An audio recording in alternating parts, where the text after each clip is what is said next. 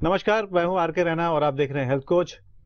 हमारा उद्देश्य है कि हम ऐसी जानकारी दें जिससे हम और आप कम से कम बीमार हों, अगर हों भी तब भी हम सही समय पर सही इलाज पाएं और समय, पैसा, सेहत तीनों को बचाएं। क्या आप ये सोचते हैं कि फिजियोथेरेपी सिर्फ चोट से या कुछ आर्थराइटिस जैसी बीमारियों से आई कमजोरियों को दूर करने के लिए है? तो आप गलत सोचते हैं। फिजियोथेरेपी हृदय संबंधी रोग, स्ट्रेस, हार्मोन संबंधी रोगों जैसे गंभीर समस्याओं में भी लाभदायक है। ये जानने के लिए ये एपिसोड अंत तक जरूर देखिएगा। आज के हमारे जो विशेषज्ञ हैं वो देश के जाने माने कंसल्टेंट फिजियोथेरेपिस्ट डॉक्टर अभिषेक प्रताप हैं। डॉक्टर अभिषेक ने करीब 4000 से भी ज्यादा रोगियों का सफल इलाज किया है, जिसमें कई जानी मानी बॉलीवुड हस्तियां भी शामिल हैं। डॉक्टर अभिषेक डायरेक्टर हैं इंद्रप्रस्थ फिजियोथेरेपी रिहेबिलिटेशन सेंटर के और वो डायरेक्टर हैं Indraprastha spine manual therapy centre के भी। अपनी विशिष्ट सेवाओं के लिए डॉक्टर साहब को कई सम्मान मिले हैं, जिसमें समाज रत्न सम्मान और बेस्ट फिजियोथेरेपी ऑफ दिल्ली जो उनको union minister of science and technology के हाथों मिला, और सिग्निफिकेंट कंट्रीब्यूशन अवार्ड जो ICPT एम्स से मिला भी शामिल है। डॉक्टर साहब, बहुत बहुत स्वागत आपका हमारे शो में। Thank you. तो मैं सीधा सवाल पे ही आता हूँ। काफी देर एक ही पोजीशन में बैठने से या काम करने से काफी सारी जो समस्याएं उत्पन्न होती हैं, तो यूं कहिए कि आपके पास भी उसी तरह के पेशेंट्स आते हैं। तो किस तरह के प्रॉब्लम्स लेके पेशेंट्स आपके पास आते हैं? सबसे ज़्यादा हमारे पास जो पेशेंट आते हैं वो cervical problems, lower back problem, nerve compression problem, associated secondary complications like shoulder, frozen shoulder and spine का कर्वेचर लॉस हो जाना, जिससे उनकी जो प्रॉब्लम्स हैं वो कई सारी नई प्रॉब्लम्स को जन्म देती हैं। कॉजेटिव फैक्टर्स तो हमारे पोस्चरल फॉल्ट होता है, जिसमें धीरे धीरे करके वो एनाटॉमिकल फॉल्ट में कन्वर्ट होता चला जाता है। जैसे अगर हम गलत पोजीशंस में अगर हम बैठ रहे हैं ऐसे करके, तो धीरे धीरे हमारा गर्दन का जो एक नेचुरल कर्व है, जो एक सी शेप में होता है, वो धीरे धीरे करके स्ट्रेटनिंग होती चली जाती है, और जिससे वो अपनी नई प्रॉब्लम को इनवाइट करता है, लाइक डिस्कम्प्रेशन। डिस्कम्प्रेशन एक थर्ड प्रॉब्लम को इनवाइट करता है, नर्व कंप्रेशन। डिस्क से नर्व दबती है। इससे क्या है कि एक रूट पॉइंट जो है वो हमारा कर्वेचर लॉस हुआ due to postural fault, and secondary problems जो हैं उससे सर्वाइकल स्पॉन्डिलाइटिस, नर्व कंप्रेशन जिससे उसमें हाथ में पेन आ जाना, वीकनेस आ जाना, कंटिन्यूसली जो है नमनेस रहना। इसी तरीके से लोअर बैक में प्रॉब्लम जो है वो कर्वेचर लॉस होने की वजह से गलत पोजीशन से, जैसे अगर मैं एक तिरछा होकर अगर बैठता हूँ, जैसे यूजुअली ऑफिसेज में होता है मोस्टली, जैसे अगर कंप्यूटर पे जो इंजीनियर्स, सॉफ्टवेयर इंजीनियर्स, बैंक में मोस्टली लोग अपनी स्ट्रेट पोजीशन से हटके धीरे धीरे करके साइड पोजीशन में आ जाते हैं। सही बात है। धीरे धीरे होता क्या है कि वो जो हमारी एक नेचुरल पोजीशन है वो एक नई कर्व में डेवलप होती चली जाती है, जिसको हम अपने मेडिकल टर्म में कहते हैं स्कॉलिसिस। अब वो स्कॉलिसिस जो है वो नर्व जो वहाँ पे डिस्क है उसको धीरे धीरे करके दबाती चली जाती है, और वहाँ के जो लोकलाइज जो सॉफ्ट टिश्यूज हैं वो पिंच होते चले जाते हैं, और उससे नर्व जो है डिस्क से नर्व दबना शुरू हो जाती है। नर्व जब दबनी शुरू हो जाती है तो धीरे धीरे जहां वो उसकी सप्लाई जा रही होती है वो मसल्स जो है वीक होती चली जाती हैं। उससे प्रॉब्लम जो है, पेशेंट को लगता है कि हमारे पैरों में दर्द है, हमारे बैक में पेन है, लेकिन वो उसका कॉजेटिव फैक्टर जो होता है वो उनका गलत पोजीशन होता है। रूट पॉइंट हुआ उनका पोस्चरल फॉल्ट, और बाद में जो सेकेंडरी कॉम्प्लिकेशंस डेवलप हो गए, like back pain, neck pain, shoulder pain, sciatica, weakness, like secondary complications, जबकि एसोसिएशन उन सबका एक दूसरे से इंटरलिंक्ड है। डॉक्टर साहब, आजकल एक बड़ी आश्चर्य की बात है, जो 70% हमारे जो यंगस्टर्स हैं उनमें ये स्लिप डिस्क, सर्वाइकल पेन और साइटिका जैसी जो इश्यूज आने लग गए, जो होते नहीं थे यूजुअली हमारे बुजुर्गों में वो होता था। तो ये इसके कारण क्या है, क्यों हमारे यंगस्टर्स अब इनमें ये प्रॉब्लम्स में फंस रहे हैं? इम्पोर्टेंट पार्ट इज दैट कि जो हमारा आज का जो यूथ है वो अपनी भागम भाग लाइफ में वो ये भूलता जा रहा है कि एक फिटनेस भी एक पार्ट है हमारे जीवन का। जी। वो केवल एक ही चीज को समझता है जिसमें उसको किसी भी तरीके से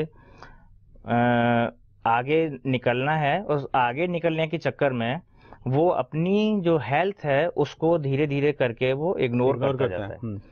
उस इग्नोरेंस की वजह से वो उनका ओवर टाइम ओवरलोडिंग और lack of muscular physical activities, जिसकी वजह से जो है वो उनकी मसल्स वीक हो जाती हैं जी। साथ साथ क्या होता है कि जब मसल्स वीक होती हैं ओवरलोडिंग की वजह से, जब उसको प्रॉपर मसल्स को अगर आप उसकी केयर नहीं करेंगे तो धीरे धीरे वो है मसल्स जो है एक प्रॉब्लम्स को इनवाइट करती है, जो कि उनकी एक, या तो ये कह सकते हो कि मसल्स की जो वीकनेस आ गई, वीकनेस की वजह से जो आपका जो पोस्चरल फॉल्ट है वो डोमिनेंट हो गया जी। और उस डोमिनेंट होने की वजह से सेकेंडरी, जिसके मैंने अभी थोड़ी देर पहले बताया कि वो उसमें एनाटॉमिकल फॉल्ट डेवलप हुआ। तो अभी जो मेरे पास जो पेशेंट हैं वो मोर देन 70% बिलो 30 ईयर्स हैं। अब जो बिलो 30 ईयर्स अगर जो अभी मेरे पास जो इनका रेशियो चल रहा है वो आने वाले टाइम में अब बढ़ेगा, क्योंकि वो एक डिजिटल लाइफ की तरफ भागते चले जा रहे हैं। पहले क्या था, पहले काम भी करते थे, थोड़ा सा अपनी चेयर से उठते थे, मूवमेंट करते थे, अब सब कुछ जाके फिंगर्स पे आ गया है, और जिसकी वजह से ना उनका शोल्डर भी मूवमेंट नहीं करता, साथ साथ उनकी अपर बैक लोअर बैक एक तरीके से रोबोट की तरह जो है वो से डेस्क से जाके चिपक जाते हैं, और बस उसी की वजह से उनको ये कई सारी प्रॉब्लम्स जो हैं जो कि उनकी एज में नहीं आनी चाहिए वो प्रॉब्लम्स से अपने ग्रसित होते चले जा रहे हैं। तो सब यूजुअली क्या होता है, क्योंकि मैं तो इस लाइन में हूँ, तब भी अगर मुझे कोई ऐसी प्रॉब्लम आती है तो मैं जल्दी ऑर्थोपेडिक सर्जन के पास जाऊंगा।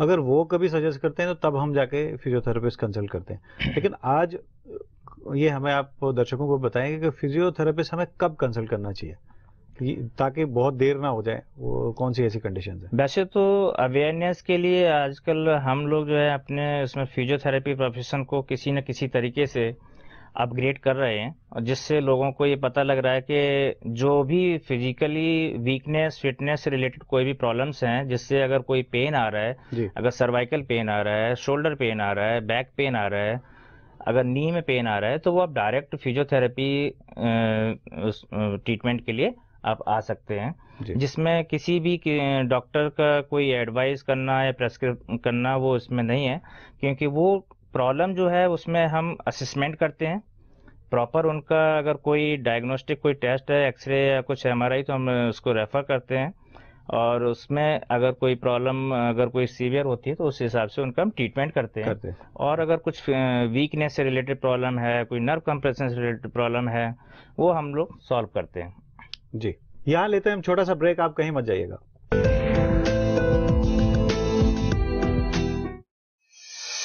बदलती लाइफस्टाइल में बीमारियों से कैसे रहें दूर और कैसे रखें अपने आप को एकदम फिट, जानने के लिए देखना न भूलें RK रैना के साथ कार्यक्रम हेल्थ कोच प्रत्येक रविवार रात्रि 10 बजे से सिर्फ दिशा TV पर।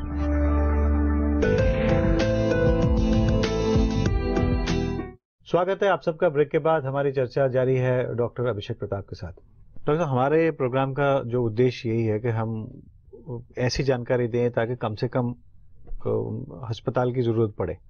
तो वो लाइफस्टाइल चेंजेस आप बताएं जो इस तरह की प्रॉब्लम से हम और हमारे दर्शक बच पाएं, तो क्या करना चाहिए? A healthy body keeps a healthy brain, जो हम बचपन से पढ़ा हुआ है, एक स्वस्थ शरीर में एक स्वस्थ मस्तिष्क का निवास होता है। जी।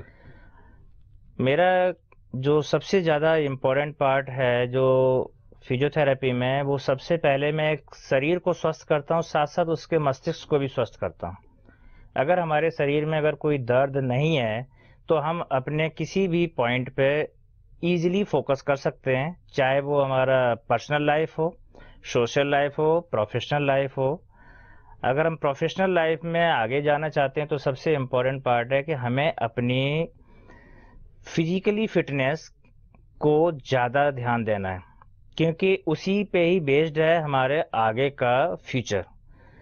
लाइक अगर मेरे शरीर में अगर कहीं पर भी पेन हो रहा है तो हमेशा मेरा ध्यान उसी पे रहता है कि मुझे आज गर्दन में दर्द है और मुझे ज़्यादा देर तक कंप्यूटर पे नहीं बैठना, ज़्यादा हमें ये काम नहीं करना, बैक में पेन है तो आगे नहीं झुकना, घुटनों में दर्द है तो सीढ़ियाँ नहीं चढ़ना। तो ये सब जो है, ये जब अर्ली एज में अगर इस टाइप की चीज़ें आने लगेंगी तो फिर आगे प्रोडक्टिविटी भी असर करती है। आने वाले टाइम में फिर हम उस चीज़ पे उतना फोकस नहीं कर पाते। सही बात है। तो उस कंडीशन में अगर हम सॉफ्टवेयर इंजीनियर हैं, अगर हमारा कोई डेस्क वर्क है, अगर हम बैंक्स में जॉब करते हैं, लगातार हम जो है टारगेट लेते हैं कि अच्छा इतनी देर में ये काम हमारा कंप्लीट हो जाना चाहिए, और लगातार हम कंप्यूटर पे उस पे वर्क करते चले जाते हैं, हमें पता ही नहीं लगता है कि 2 घंटे हो गए कि 3 घंटे हो गए। एक ही पोजीशन में हमारे जो है कंधे एक ही पोजीशन में रहेंगे, गर्दन एक ही पोजीशन में रहेगी, बैक जो है एक ही पोजीशन। तो जो हमारी जो नेचुरल जो बॉडी है, जो नेचुरल हमारा जो ओरिएंटेशन है, जो अलाइनमेंट है, वो डिस्टर्ब होना शुरू हो जाता है। तो उस कंडीशन में हमें अपनी पोजीशन पे बहुत ध्यान रखना है। अगर हम डेस्क वर्क है, अगर कुछ ऐसा कंप्यूटर वर्क है, तो सबसे ज़्यादा इम्पोर्टेंट है कि हमारा नेक का कर्व क्या जा रहा है, कंटिन्यूसली फॉरवर्ड बेंडिंग अवॉइड करनी है, आगे झुक के जो है अपने आप को उस पोजीशन को अवॉइड करना है। हर आधे घंटे पे या पौने घंटे पे आपको थोड़ा सा एक रेस्ट लेना है, जिसमें कुछ नहीं तो एक सिंपल अपना एक स्ट्रेच कर लेना है। मोस्ट इम्पॉर्टेंट पार्ट ये है कि हमें सेल्फ अवेयरनेस बहुत ज़रूरी है। जैसे अगर self stretching, walking and morning में जो है अपनी कुछ नहीं तो आधे घंटे की, अगर 1 घंटे की वॉकिंग कर लेते हैं, वो भी बहुत ज़रूरी है अगर हमारा हेक्टिक शेड्यूल है। साथ साथ सेल्फ स्ट्रेचिंग है, हैंड्स की स्ट्रेचिंग है, लेग्स की स्ट्रेचिंग है। अगर हमें नहीं पता है तो एक्सपर्ट से जो है आप उसका कंसल्ट कर सकते हैं, और उससे रिलेटेड जितनी भी अगर कोई प्रॉब्लम भी आती है तो उस प्रॉब्लम से रिलेटेड जो है सॉल्यूशन है। कई सारी सेल्फ एक्सरसाइज हैं, कई सारी जो है आप उसमें पार्क में एक्सरसाइज कर सकते हैं, वॉकिंग कर सकते हैं। कई ऐसी चीज़ें हैं जिनसे हम अपने ही सेल्फ अवेयरनेस से उन प्रॉब्लम्स को सबसाइड कर सकते हैं। एंड एक और सबसे ज़रूरी बात है जो आज के टाइम में जो आ रही है कि हमारे जो स्कूल गोइंग बच्चे हैं उनमें प्रॉब्लम्स आ रही है। 12 साल का बच्चा है, 13 साल का बच्चा है, 17 साल का बच्चा है, मतलब उनको ये नेक प्रॉब्लम और बैक प्रॉब्लम आ रही है। उन सब के पीछे जहाँ तक मैंने अभी एक पॉजिटिव फैक्टर को फाइंड आउट किया है, वो सबसे ज़्यादा मोबाइल पे लगे रहना। ये आपने बहुत मोबाइल पॉइंट रेज किया है ये। हाँ, मोबाइल एडिक्टेड होते हुए उनको फेसबुक है, व्हाट्सएप है, जो अनवांटेड मेरे अकॉर्डिंग टू डॉक्टर जो है वो अभी उनकी एज अर्ली एज में ये बड़ी प्रॉब्लम्स को डेवलप करती हैं। वो धीरे धीरे करके ना चाहते हुए भी कई होम मेकर्स हैं जो कहती हैं हमने तो कुछ ऐसा काम किया नहीं, फिर भी मुझे गर्दन में प्रॉब्लम हो गई। लेकिन उसके पीछे भी जो पॉजिटिव फैक्टर्स निकले तो वही है कि कंटिन्यूसली मोबाइल पे लगे रहना और गर्दन की फॉरवर्ड बेंडिंग रहना, जिसका पीछे बैक कॉम्प्लेक्स वीक हो जाता है और फ्रंट कॉम्प्लेक्स स्ट्रांग हो जाता है और उसकी कर्वेचर में प्रॉब्लम आ जाती है। इसी तरीके से आगे झुके कई सारे लोग जो हैं वो पैरों पे और पेट पे लैपटॉप रख के वो कंटिन्यूसली जो है लेट के काम करते हैं, 3-3 4-4 पिल्लो पीछे लगा के, जिससे क्या होगा, एक उनका जो नेचुरल जो हमारा कर्व है वो अफेक्टेड होता है। इसमें मैं एक चीज ऐड करना चाहता हूँ, जो हमारा नेचुरल कर्व है जब बेबी जन्म लेता है तब वो एक सी शेप में होता है जी। आफ्टर सम टाइम जब वो नेक होल्डिंग करता है तो फिर उसका एक सेकेंडरी कर्व डेवलप होता है नेक का। जब वो बच्चा चलना शुरू होता है तब उसका सेकेंडरी कर्व डेवलप होता है बैक का, जिसको हम सर्वाइकल लॉर्डोसिस एंड कमर के लिए लंबा लॉर्डोसिस कहते हैं। यही चीज जो हमारी बॉडी में उसी के अकॉर्डिंग जो भी हमारी मसल्स और नर्व्स जो उस टाइम जो एडजस्ट होती हैं तब तो बॉडी फ्लेक्सिबल होती है। लेकिन जब वो एडल्ट फेज में बॉडी इतनी फ्लेक्सिबल नहीं रहती है, जब वो रिजिड हो जाती है, फिर वही चीज जो हम अगेन फॉरवर्ड बेंडिंग शुरू करते हैं तो वही जो है प्रॉब्लम को इनवाइट करती है जी।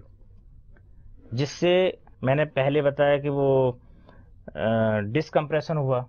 अब डिस्कम्प्रेशन कैसे हुआ? वो जब फॉरवर्ड बेंडिंग थी, जैसे ये हमारा कर्व है सी शेप में, ये हेड और ये शोल्डर, अब यही अगर आगे झुके झुके झुके झुके यही स्ट्रेट हो जाएगा, स्ट्रेट हो गई। तो यहीं पे जो इंटर सेगमेंटल कंप्रेशन डेवलप होता है।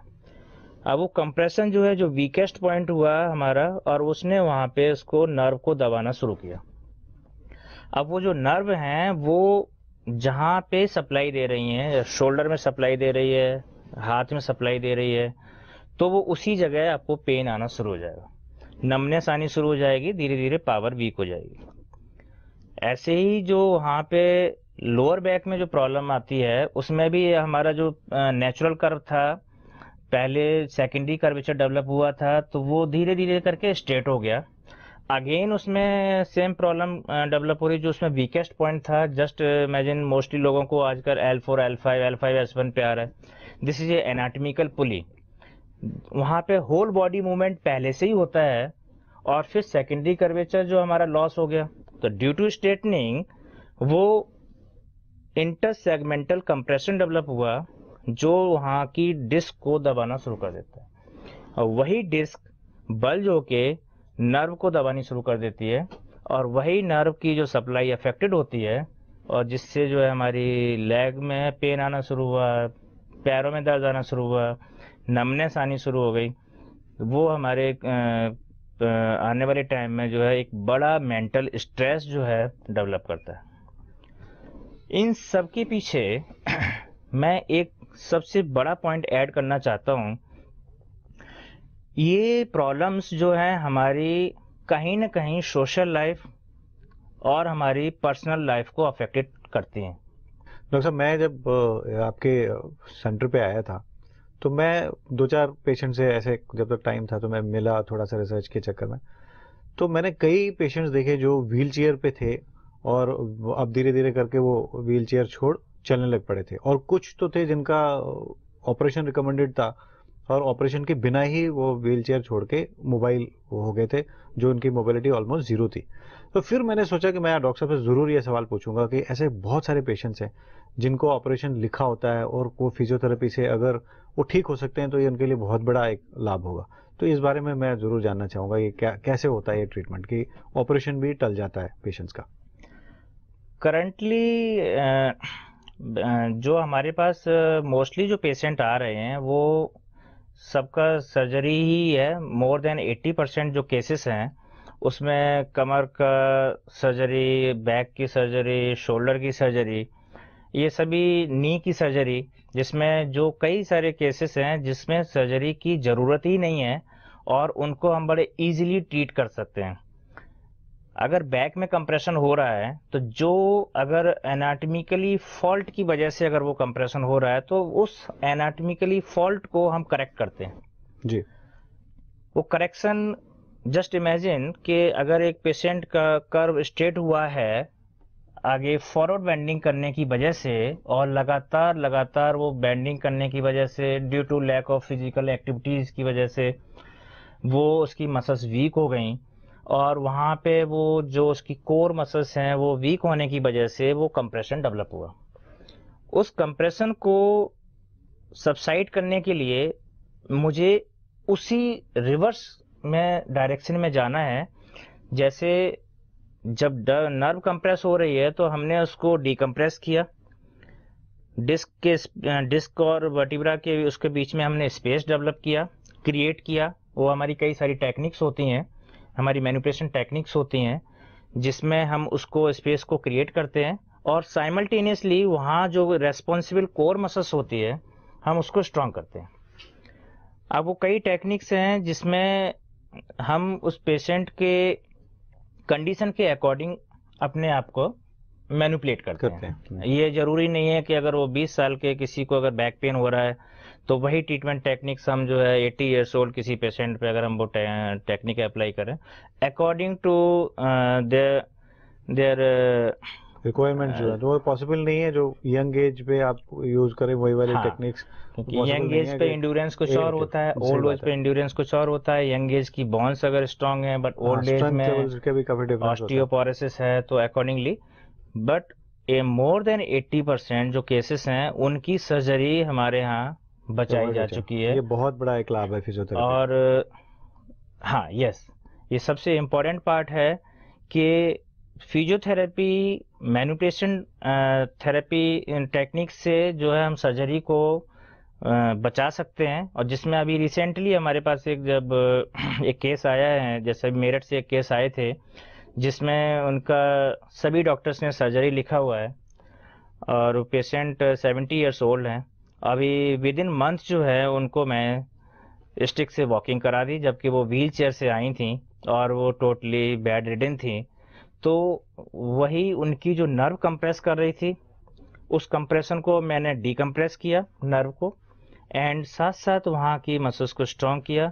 और कई टेक्निक्स होती हैं, वो तो ट्रीटमेंट में ही हम यूज़ करते हैं। वो है कि मैं कई सारी प्रॉब्लम्स को फिजियोथेरेपी से हम ठीक कर सकते हैं। ठीक डॉक्टर साहब, काफी लोगों को पता नहीं है कि फिजियोथेरेपी के और क्या क्या फायदे, जैसे मैंने प्रोग्राम के ओपनिंग में कहा था, स्ट्रेस मैनेजमेंट से लेके कुछ हार्मोनल रिलेटेड इश्यूज में या वेट मैनेजमेंट में भी इसका यूज होता है। तो ज्यादा से ज्यादा लोग फिजियोथेरेपी का लाभ उठाएं, वो आप बता दीजिए, और किन समस्याओं में फिजियोथेरेपी का रोल है। फिजियोथेरेपी का ऑलमोस्ट जितनी भी हमारी लाइफ स्टाइल से रिलेटेड जो भी बॉडी से रिलेटेड जो प्रॉब्लम्स हैं, उन सब में फिजियोथेरेपी का रोल आ गया है। हर एक जगह फिजियोथेरेपी का रोल है। लाइक अगर कोई सर्जरी होती है तो दैट मीन्स कि फिजियोथेरेपी होना ही ज़रूरी है। फिजियोथेरेपी के बगैर वो अपनी नॉर्मल लाइफ स्टाइल में उसमें वापस नहीं आ सकता।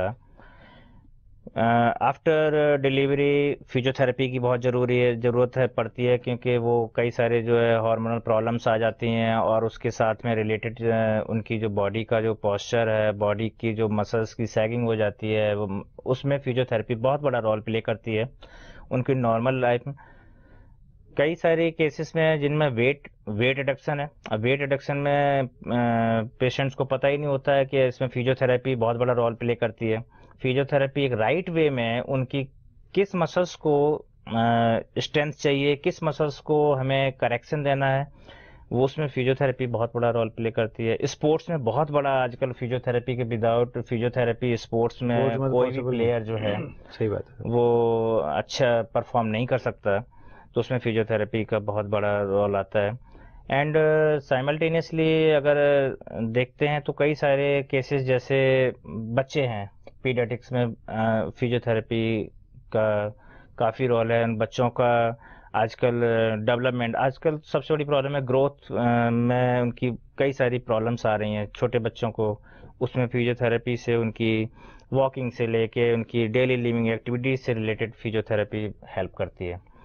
एंड साथ साथ जो है सीनियर सिटीजन्स हैं, उनको ज़रूरी नहीं है कि उनको पेन होना है तो ही फिजियोथेरेपी ट्रीटमेंट चाहिए।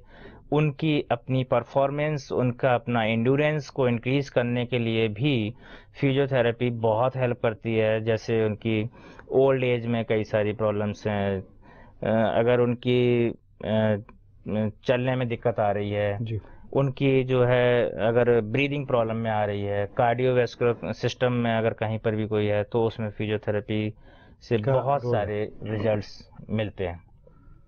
एंड यंगस्टर्स में तो अब जो टाइम चल रहा है जिसमें खास तौर से जो एमएनसीज में सॉफ्टवेयर इंजीनियर जो सबसे ज़्यादा जो है उनके ओवरलोडिंग है, उसमें अब तो अपने पोस्चरल करेक्शन के लिए, केवल फिटनेस के लिए भी अगर उनको फिजियोथेरेपी का वो ट्रीटमेंट जो है वो ऐसे ही उनको प्रिवेंटिव फिजियोथेरेपी कहते हैं, उसमें प्रॉब्लम से पहले ही अपने आप को क्योर करना चाहिए।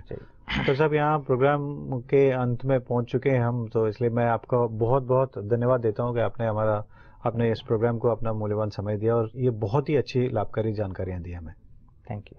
हेल्थ कोच से जुड़ने के लिए कॉल करें 9540339361 पे। आप हमें मेल भी कर सकते हैं info@mediaresearchacademy.com पे। अपने आसपास सफाई रखें, पानी बचाएं और पॉलिथीन को ना कहें। अगले रविवार फिर मिलते हैं एक नए विषय के साथ। तब तक आप खुश रहें, स्वस्थ रहें और देखते रहें हेल्थ कोच सिर्फ दिशा टीवी पर। नमस्कार।